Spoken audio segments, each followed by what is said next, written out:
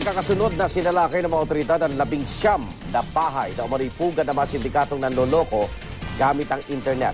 Arestado ang mahigit 300 dayuhan sangkot umano sa krimen. Darito ang report ni Ian Cruz.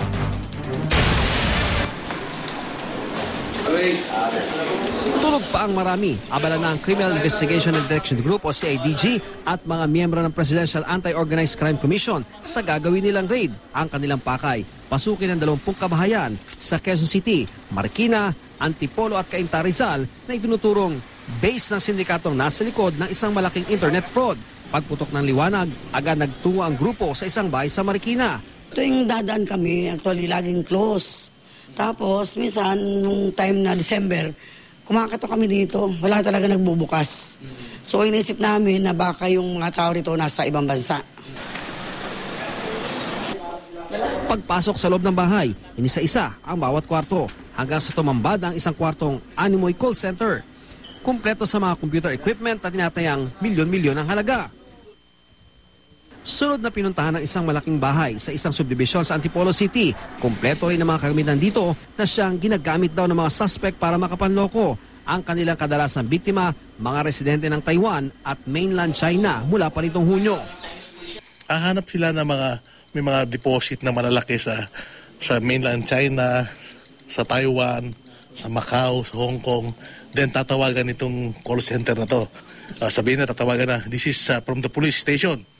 We are investigating your account na allegedly nanggaling sa mga masamang bagay like drug trafficking or other illegal activities. Anong gusto mo? I-transfer mo lang sa government security account para magamit mo pa yung pera. Sa kabuuan, aabot sa mahigit 300 foreign nationals daw ang naaresto. Kabilang na ang mga nagsisilbing call center agent. Karamihan, may edad na 20 hanggang 30 taong gulang. In my country, I see the newspaper, have a job, good job, and 1 month and maybe 13,000 pay me. The boss tell me, come here only talking, say that telephone will make money. So I'm joining this work. In here, 3 months I can go back my country. Sa Camp Vicente Lim sa Laguna, dinala ang mga naaresto. Natiklo ang kanilang operasyon sa tulong na rin ng Chinese police na siya nag-trace ng IP address sa mga naaresto.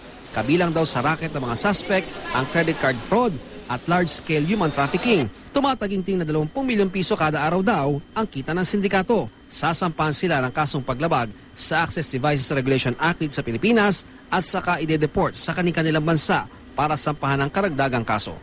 Para sa unang balita, Ian Cruz reporting.